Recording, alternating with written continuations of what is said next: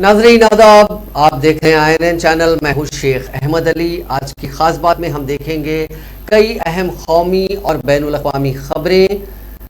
सबसे पहले बात रिजर्व बैंक ऑफ इंडिया की। रिजर्व बैंक ऑफ इंडिया ने आसमान छूती महंगाई को कंट्रोल करने और इक़्तिसादी शरह नमो की रफ्तार को बरकरार रखने के मकसद से जुमे को रिवर्स रेपो रेट में 0.4% इजाफे के अलावा दीगर तमाम अहम पॉलिसी रेट को झुमका तो रखा। RBI के गवर्नर शक्तिकांत दास ने अपनी सदारत में RBI की मॉनेटरी पॉलिसी कमेटी की पहली 2 माहाना जायजा मीटिंग के बाद कहा कि यूरोप में जंग के आगाज के साथ हमें नए और बड़े चैलेंजेस का सामना है। यूरोप में तनाज़े से आलमी मईशत पटरी से उतर सकती है। ऐसे में MPC ने मुत्तफ़िक़ा तौर पर महंगाई को कंट्रोल करने और शरह नमो की रफ्तार को बरकरार रखने के लिए रेपो रेट को 4% पर बरकरार रखने के लिए मुत्तफ़िक़ा तौर पर वोट किया।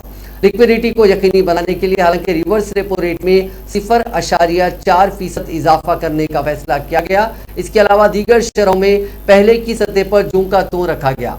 RBI ने कलीदी monetary policy rate repo rate को 4%, मार्जिनल स्टैंडिंग फैसिलिटी यानी MSF को 4.25% और बैंक रेट को 4.25% पर बरकरार रखा है। गवर्नर ने कहा कि कोरोना वबा के दौरान सप्लाई में तवील रुकावट RBI के लिए तशवीशनाक रही।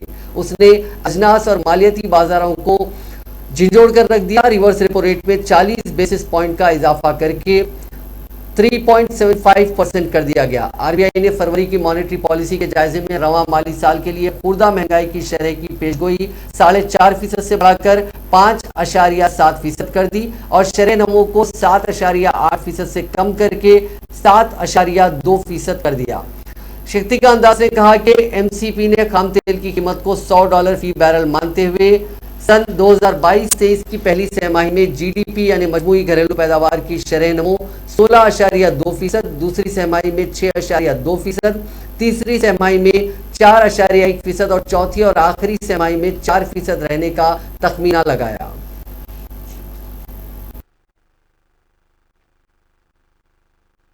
And based on an assessment of the macroeconomic situation and the outlook, voted unanimously to keep the policy repo rate unchanged at 4%.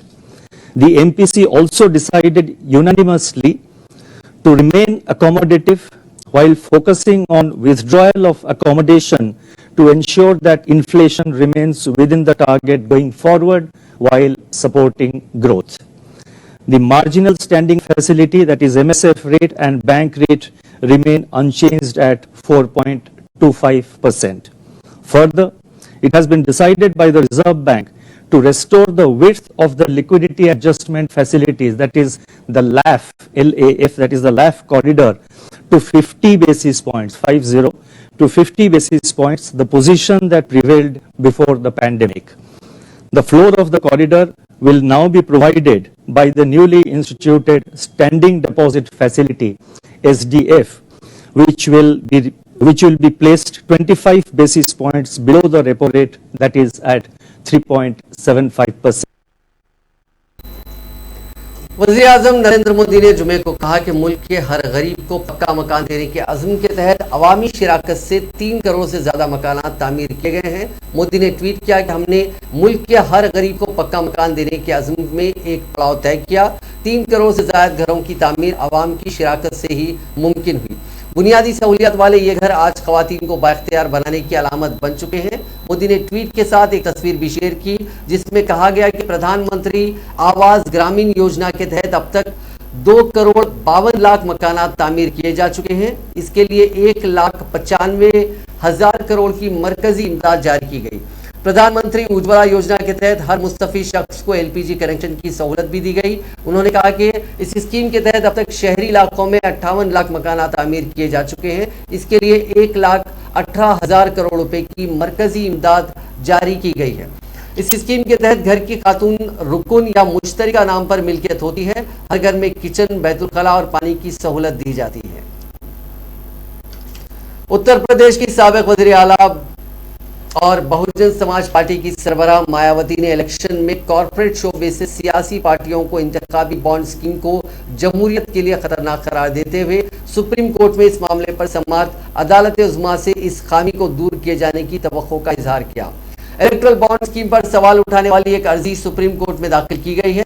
Mayawati ने इलेक्ट्रल बॉन्ड स्कीम से इंतखाबात में पैसे की ताकत की खेल को बढ़ावा मिलने पर तशवीश का इजहार किया। उन्होंने जुमे को अपने ट्वीट में लिखा कि कॉर्पोरेट शोबे व मालदारों के पैसे की ताकत के असर ने मुल्क में इंतखाबी जद्दोजहद में गहरी गैर अखलाकियत और अदम मसावत की खाई और लेवल प्लेइंग फील्ड खत्म करके यहाँ जमहूरियत और लोगों का बहुत मजाक बनाया हुआ है। खुफिया इलेक्ट्रल बॉन्ड स्कीम से इस धन बिल के खेल को और भी ज्यादा तकवीत मिली है।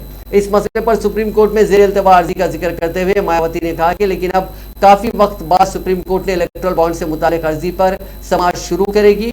उम्मीद की जानी चाहिए कि धन बिल पर मजहबी माफ कीजिएगा धन बिल पर मुल्क के इंतखाबी निज़ाम में आगे चलकर कुछ बेहतरी हो और मुंतखब पार्टियों के बजाय गरीब हामी पार्टियां ज्यादा अखराजात वाले इंतखाबात की मार से कुछ राहत पा सके। बेंगलुरु में ईमेल के जरिए 7 स्कूलों को बम से उड़ाने की धमकी दी गई। जुमे की सुबह करीब 11 बजे स्कूलों से तुलबा को निकालना शुरू किया गया। बेंगलुरु सिटी के पुलिस कमिश्नर कमल पंत ने बताया कि पुलिस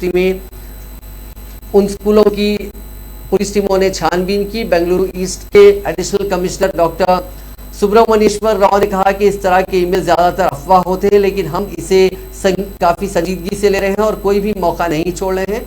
उन्होंने उस वक्त जब बयान दिया था उस वक्त तक 2 स्कूलों की छानबीन पूरी हो चुकी थी, वहां कोई बम नहीं मिला। इनमें से कुछ स्कूलों में एग्जाम चल रहे थे। पेरेंट्स को बच्चों को वापस लेने के लिए बुलाया गया। हालांकि पुलिस ने कहा कि एग्जाम में कोई रुकावट नहीं आई। पुलिस की टीम ईमेल के सोर्स की भी जांच कर रही है। जिस मेल के जरिए स्कूलों को धमकी दी गई उसमें लिखा था कि आपके स्कूल में बहुत ताकतवर बम लगाया गया है, ध्यान दीजिए, यह मजाक नहीं है, तुम्हारे साथ साथ हजारों जिंदगियां खतरे में पड़ सकती हैं, फौरी पुलिस को इस बारे में खबर दीजिए, देर ना करें, अब सब कुछ सिर्फ आपके हाथ में है। जिन स्कूलों की लिस्ट यहाँ पे दी गई थी उनमें दिल्ली पब्लिक स्कूल, वर्थुर, गोपालन इंटरनेशनल स्कूल, महादेवपुरा, ऐसे ही दीगर 7 स्कूलों के नाम इसमें दिए गए थे। हिंदुस्तान में मुस्लिम मुखालिफ बयानात का सिलसिला दिन ब दिन तेज होता जा रहा है। एक नई वीडियो सामने आई है जिसमें एक महंत अक़लियती तबके की खवातीन को घर से उठाकर असमत दरी की धमकी देते हुए नजर आ रहा है। वीडियो सीतापुर में खैराबाद में वाक़े बड़ी संगत के महंत बजरंग मनी दास का है। इसमें वो अक़लियती तबके की खवातीन के तई नाज़ेबा अल्फाज का इस्तेमाल कर रहा है। वायरल वीडियो 2 अप्रैल का बताया जा रहा है। कहा जा रहा है कि उसने ये बयान 9 समुद्र के मौके पर निकाले गए जुलूस के दौरान दिया था। मामला सामने आने के बाद पुलिस ने एफआईआर दर्ज कर ली है। बजरंग मनी दास की जो वीडियो वायरल हुई है उसमें वो भीड़ के सामने अक़लियती तबके की खवातीन और बेटियों को घर से उठाकर असमतदरी करने की बात कर रहा है। इस वीडियो को किसी शख्स की तरफ से ट्विटर पर शेयर किया गया। इसके बाद पुलिस को मामले की जानकारी मिली और एएसपी सीतापुर को इस केस की जांच सौंपी गई है।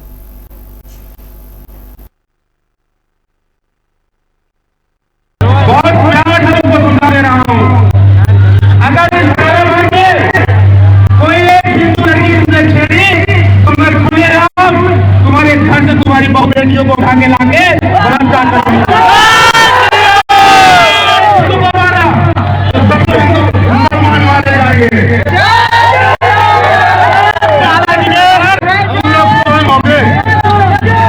तो मेरी हत्या के लिए जिस शुगर बारे में 28 लाख रुपए इकट्ठा है और शुगर बारे के लोग भी सुन लो, न शुगर बारा रहेगा मैं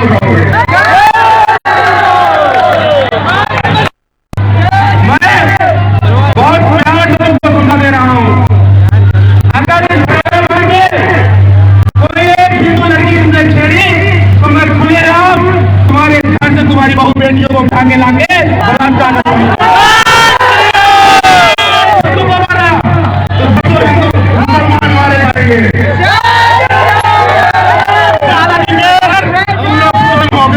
तो मेरी हत्या के लिए जिस शुगर बारे में 28 लाख रुपए इकट्ठा है और शुगर बारे के लोग भी सुन लो, न शुगर बारा रहेगा।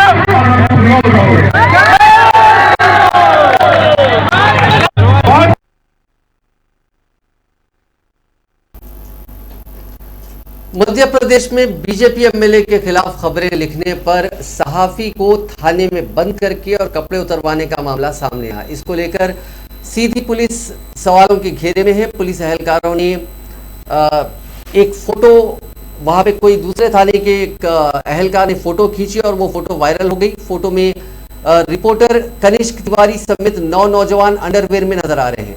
सीडीएसपी मुकेश श्रीवास्तव ने बताया कि मामला सामने आने के बाद स्टेशन इंचार्ज मनोज सोनी और एक सब इंस्पेक्टर को लाइन अटैच किया गया। मामले की जांच के लिए एएसपी को जिम्मेदारी दी गई है। मुतासिरा सहाफी कनिष्क तिवारी ने बताया कि वो हफ्ते की शाम कोतवाली के बाहर रंगकर्मी नीरज कंदेर की रिहाई और हुकूमत के खिलाफ हो रहे मुजाहरे की खबर करने के लिए गए थे। तभी पुलिस अहलकारों ने मुजाहरा कर रहे लोगों के साथ उन्हें भी पुलिस स्टेशन वो ले गए। इल्जाम है कि समाजी मुद्दों को लेकर कई बार खबरों के जरिए उन्होंने एमएलए को भी घेरा था, इसीलिए पुलिस उन्हें पकड़कर थाने ले गई। वहां दीगर पुलिस अहलकारों ने उन्हें मारा और इसके खिलाफ मुजाहरा करने वाले सहाफियों को भी नहीं बख्शा गया।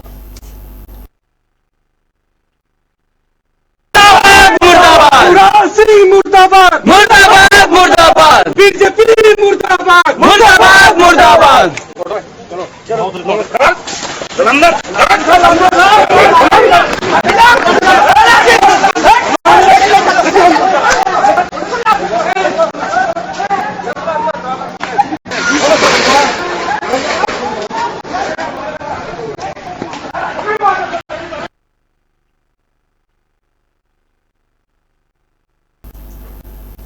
मध्य प्रदेश के सीधी जिले में बीजेपी रुकन असेंबली के खिलाफ खबर लिखने पर लॉकअप में सहाफियों के कपड़े उतरवाने पर राहुल गांधी ने सख्त रद्द-ए-अमल जाहिर किया। उन्होंने एक ट्वीट में लिखा कि लॉकअप में जमहूरियत के चौथे सुतून का चीरहरण या तो हुकूमत की गोद में बैठकर उनकी तारीफें करो या जेल के चक्कर काटो। नए भारत की हुकूमत सच से डरती है।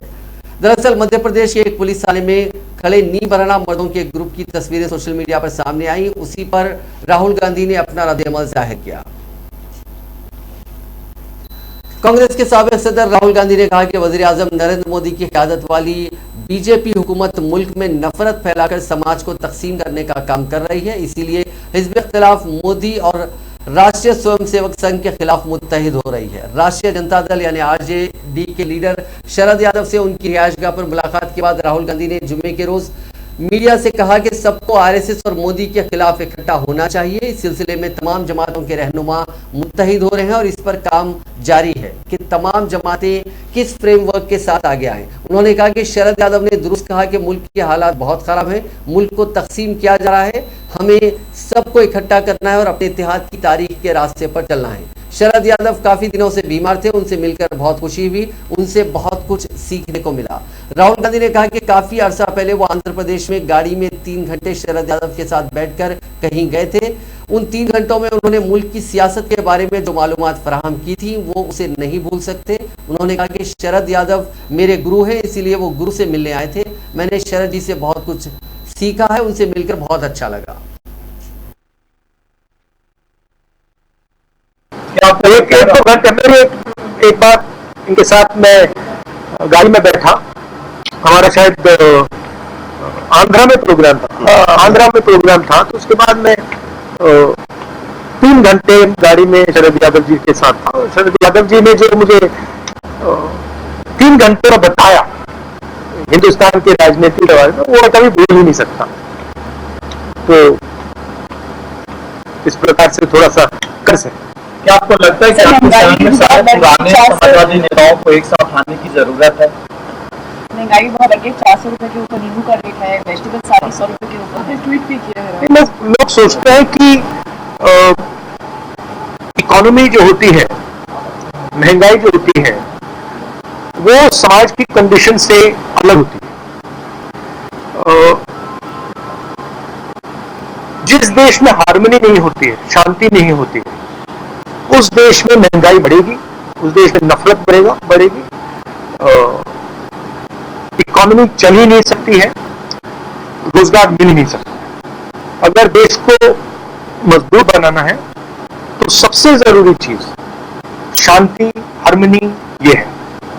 और बीजेपी के लोग सोचते हैं कि नफरत फैलाकर, लोगों को डराकर, लोगों को मारकर इंडिया की, हिंदुस्तान की इकोनॉमी को स्ट्रेंथन किया जा सकता है। गलत फहमी में राहुल जी, आप लगातार ये कहते रहे हैं कि इकोनॉमी कोलैप्स होने वाली मौजूदा वक्त की सरकार है। अभी ये खबर प्रधानमंत्री नरेंद्र मोदी की बैठक से बाहर निकली है कि जो हालात मौजूदा वक्त में देश के हैं वो हालात श्रीलंका जैसे होते जा रहे हैं, यानी श्रीलंका। मैं आपको ये बता देता हूँ, आप हिंदुस्तान की जो आर्थिक सिचुएशन है, रूरल की सिचुएशन है, उसको आप अभी इमेजिन ही नहीं कर सकते। जो आने वाला है वो आपने अपने पूरी जिंदगी में नहीं देखा है, क्योंकि इस देश का जो रोजगार का स्ट्रक्चर है, जो रीढ़ की हड्डी है, वो टूट गई है। जो स्मॉल एंड मीडियम बिजनेस है, छोटे दुकान चलाते हैं, इनफॉर्मल सेक्टर जो था, ये हमारी रीढ़ की हड्डी है। बड़े बड़े इकोनॉमिस्ट सोचते हैं, ब्यूरोक्रेट सोचते हैं कि इसका कोई मतलब नहीं है। कांग्रेस पार्टी ने वादिया कश्मीर में आमद रफ्त के लिए फौजियों की हवाई कुरियर सर्विस मुअत्तल करने के मामले में मरकज की मोदी हुकूमत पर सख्त हमला करते हुए नौजवानों को नेशनलिज्म के नाम पर ठगने का इल्जाम आयद किया। कांग्रेस तर्जुमान रणदीप सिंह सुरजेवाला ने जुमे के रोज मरकज पर इल्जाम आयद किया कि पुलवामा के शहीदों के नाम पर नौजवानों का वोट मांगकर झूठे नेशनलिज्म का आंसू बहाने वाली मोदी हुकूमत ने वादी में आमद रफ्त के लिए फौजियों की हवाई कुरियर सर्विस फिर मुअत्तल कर दी। सुरजेवाला ने कहा कि वजारत दाखिला और दिफा से इजाजत न मिलने के सबब वादिया कश्मीर में रोजाना आने जाने वाले फौजियों के लिए हवाई कुरियर सर्विस 1 अप्रैल से बंद करके हमारे फौजियों की सिक्योरिटी को खतरे में डाल दिया है। बदकिस्मती से मोदी हुकूमत हाथ पर हाथ धरे बैठी है। उन्होंने कहा कि हम मुतालबा करते हैं कि फौजियों की सिक्योरिटी को देखते हुए ये हवाई आमद रफ्त की सर्विस फौरन बहाल की जाए और हुकूमत फौजी और नीम फौजी दस्तों की जान जोखिम में डालने के लिए मुल्क से माफी मांगे। पुलवामा वाक़े को याद करते हुए सुरजेवाला ने कहा कि इससे पहले इसी कुरियर सर्विस को बंद होने के सबब 14 फरवरी 2019 को पुलवामा के दहशतगर्दाना हमले में 44 सीआरपीएफ जवान शहीद हो गए थे। यह हमला इसलिए मुमकिन हो पाया था कि उस बेहद हिसास इलाके से सीआरपीएफ के जवान बसों के जरिए ड्यूटी करने जा रहे थे। उन्हें मोदी हुकूमत ने ड्यूटी की जगह तक ले जाने के लिए हवाई सहूलत तब भी दस्तयाब नहीं कराई थी। सुरजेवाला ने दावा करते हुए कहा कि पुलवामा में हुए हमले के बाद कांग्रेस और दीगर अपोजिशन पार्टियों का मुतालबा और उससे मुताल्लिक मजम्मत के बाद मोदी हुकूमत ने जवानों को आनन फानन में एयर कुरियर सर्विस बहाल की थी, जो 1 अप्रैल 2022 से फिर खत्म कर दी गई। मुल्क में बढ़ती महंगाई के खिलाफ कांग्रेस कायदीन और कारकुनों ने जुमेरात को रियासती दारुलहुकूमत लखनऊ में एहतजाज करते हुए गवर्नर हाउस राजभवन के लिए कूच किया। मार्च के दौरान कांग्रेस कारकुनों, लीडरों और पुलिस एहलकारों के दरमियान धक्का मुक्की भी हुई, जिसके बाद पुलिस मुजाहिरीन को हिरासत में लेकर इको गार्डन ले गई। पहले से तयशुदा प्रोग्राम के मुताबिक कांग्रेस कारकुनों ने पार्टी हेडक्वार्टर से गवर्नर हाउस राजभवन तक अपने मार्च का आगाज किया, लेकिन दरमियान में ही पुलिस ने उन्हें रोक लिया।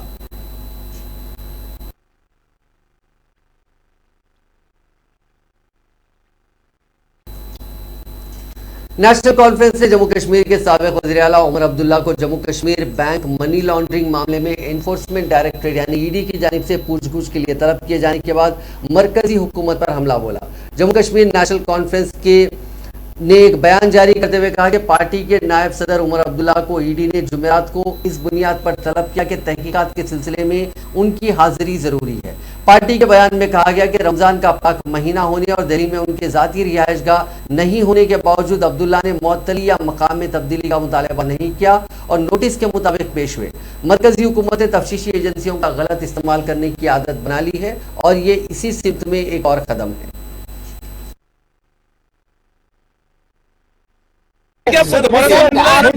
सुनिए, मेरे ऊपर यहाँ किसी ने कोई इल्जाम नहीं लगाया। ऑनगोइंग इन्वेस्टिगेशन के सिलसिले में मुझे बुलाया गया। अब आप लोगों को यहाँ बुलाने का मकसद ही यही था कि किसी तरह आप लोगों के जरिए ये खबर चले कि मुझे जी किसी स्कैम में जो है बुलाया गया है। मेरे खिलाफ किसी ने यहाँ कोई इल्जाम नहीं लगाया। मुझसे पूछताछ की गई, मैंने सवालों के जवाब दिए। आगे अगर इनको मेरी जरूरत पड़ेगी मैं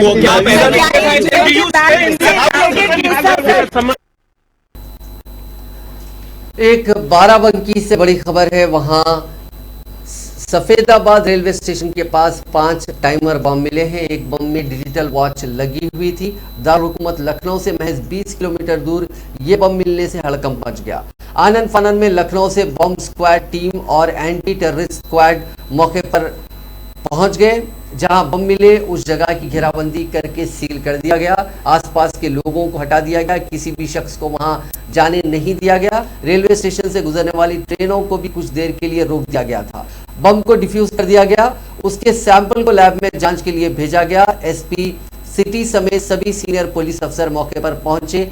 हफ्ते की दोपहर को सफेदाबाद रेलवे स्टेशन से पीछे की तरफ 500 मीटर दूर लोगों को ये बम नजर आया, माफ कीजिएगा, जुम्मे के रोज ये बम नजर आया। उनकी साइज ईंट से कुछ ज्यादा थी। सबसे पहले वहां से गुजर रहे गांव के लोगों की नजर उस बम पर पड़ी। वो कुछ समझ नहीं पाए, लेकिन बाद में ध्यान से सुना तो इसके उनसे टिक टिक की आवाज आ रही थी। इसके बाद मकामी लोगों ने फौरी पुलिस को इसकी इतला दी। पुलिस जराये ने बताया कि कुछ बम जमीन के अंदर गड़े हुए थे, जबकि एक दो बाहर पड़े थे।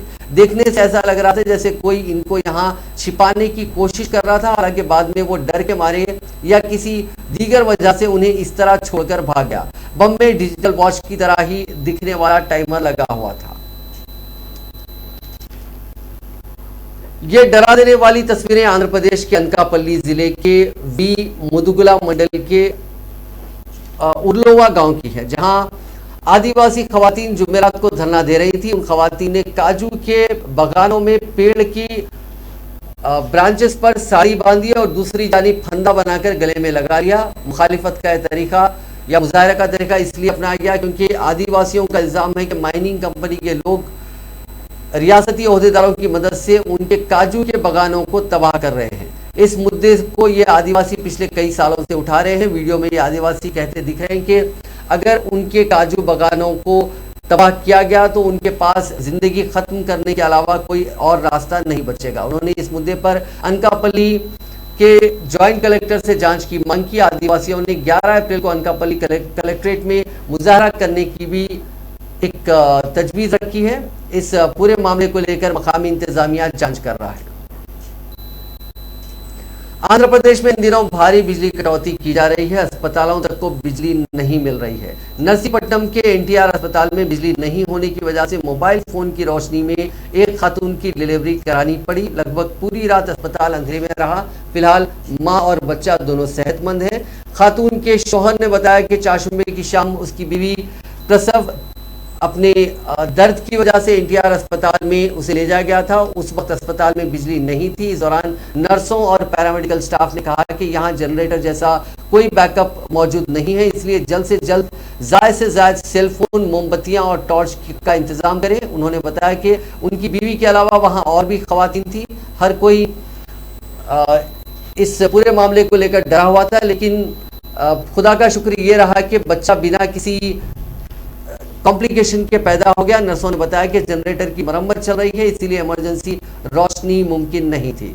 उधर जंगारेड्डीगुड़म के सरकारी अस्पताल में भी ऐसे ही हालात देखने को मिले। पूरी रात बिजली नहीं होने की वजह से मरीज वार्ड के अंदर अंधेरे में सेलफोन की रोशनी का इस्तेमाल करते दिखाई दिए। मरीजों ने बताया कि वो ऐसे हालात में आराम भी नहीं कर पाए। इस पर अस्पताल इंतजामिया ने बताया कि जनरेटर में डीजल नहीं होने की वजह से उन्हें बिजली नहीं मिल पाई।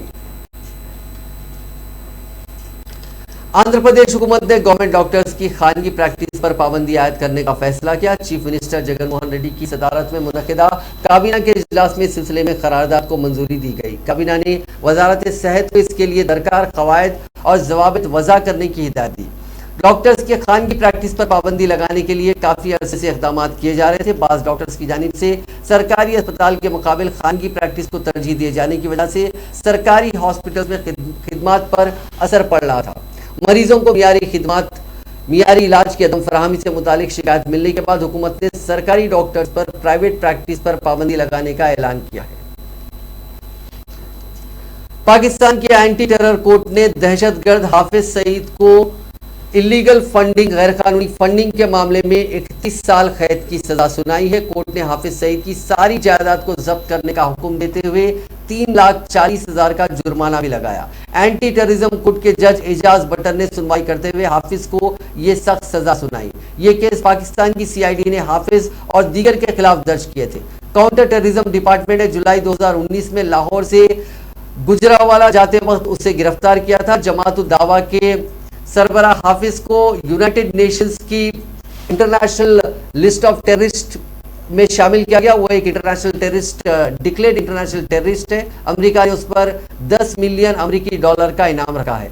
हाफिज मुंबई में साल 2008 के दहशतगर्द हमले का मास्टरमाइंड है और मोस्ट वांटेड मुलजिम है। इस हमले में सैकड़ों लोग मारे गए थे। 2020 में भी हाफिज सईद को एंटी टेरर कोर्ट ने टेरर फंडिंग के मामले में 15 साल जेल की सजा सुनाई थी।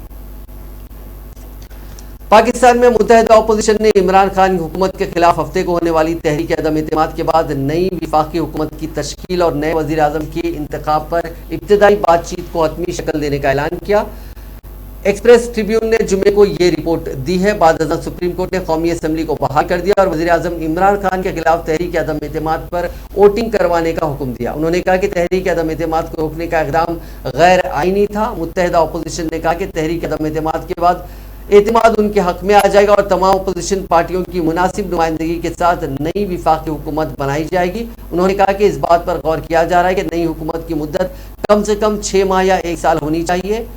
इस दौरान इंतखाबी इस्लाहात और एहतिसाब से मुतालिक दीगर अहम क़वानीन पास किए जा सकते हैं। उन्होंने कहा कि इलेक्शन कमीशन ऑफ पाकिस्तान को आम इंतखाबात के इनेकाद से कबल हलकों की हदबंदी मुकम्मल करने के लिए मुकम्मल वक्त दिया जाएगा। नए वज़ीर आज़म के लिए अपोजिशन के उम्मीदवार नेशनल असम्बली में अपोजिशन लीडर शहबाज शरीफ हलफ उठाने के बाद अपनी मुतवक्को हुकूमत की तरजीहात का ऐलान करेंगे, जिसमें महंगाई पर काबू पाने और मुल्क की करेंसी की कदर में कमी को रोकने के लिए माशी पॉलिसी बनाना शामिल है। मुकम्मल करेंगे और फिर आगे जाके जो फैसले लेने हैं वो भी लिए जाएंगे। रूस यूक्रेन जंग के 43 दिन पूरे हो चुके हैं। इस बीच रूस ने नॉर्दर्न यूक्रेन की एक रेलवे स्टेशन पर क्रूज मिसाइल से हमला किया। हमले में कम से कम 35 लोगों के मारे जाने की खबर है।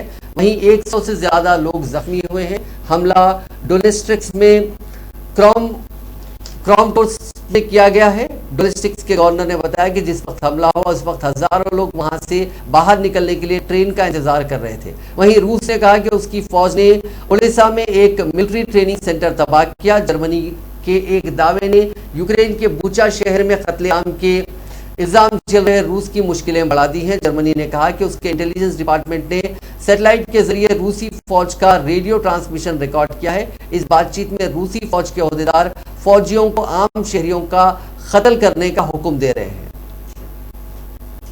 अक़वाम मुत्तहिदा की जनरल असम्बली ने जुमेरात को रूस को अक़वाम मुत्तहिदा की इंसानी हकूक़ काउंसिल यानी UNHRC से मुअत्तल करने की करारदाद मंजूर कर ली। करारदाद के हक़ में 93 ममालिक ने वोट दिया, जबकि चीन, क्यूबा, बेलारूस, बोलोविया, वियतनाम समेत 24 ममालिक ने रूस को मुअत्तल करने की तजवीज़ के खिलाफ वोट दिया। वाज़ेह है कि Hindustan, Pakistan, Qatar, Mexico, Malaysia, Maldives, Iraq, Jordan, जनूबी अफ्रीका, श्रीलंका, मुत्तहिदा अरब अमारात और मिस्र समेत 58 ममालिक ने इस करारदाद पर होने वाली वोटिंग में हिस्सा नहीं लिया। ये करारदाद अमेरिका और दीगर मगरबी ममालिक की क़यादत में यूक्रेन में रूसी अफवाज की जानिब से मकामी लोगों के इंसानी हकूक़ की मुबैना वहशियाना खिलाफ वर्जियों के खिलाफ लाई गई थी।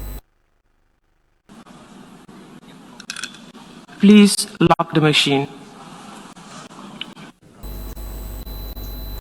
18 साल से ज्यादा उम्र के लोगों को 10 अप्रैल से कोरोना वैक्सीन का तीसरा डोज लगाया जाएगा। वजारत सेहत ने इसे प्रिकॉशन डोज का नाम दिया है। हेल्थ वर्कर्स और 60 साल से ज्यादा उम्र के लोगों को ये मुफ्त लगाया जाएगा, जबकि बाकी एडल्ट्स को इसका पेमेंट करना होगा। ये प्राइवेट वैक्सीनेशन सेंटर्स पर लगाया जाएगा।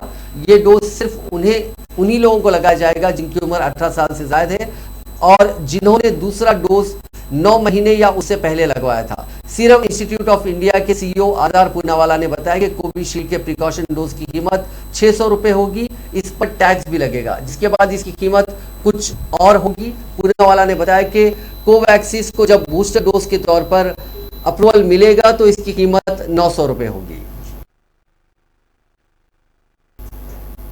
नाजरीन, आज की खास बात में बस इतना ही। आपसे कल मुलाकात होगी नई खबरों के साथ, नए एनालिसिस के साथ। फिलहाल दीजिए इजाजत। खुदा हाफिज।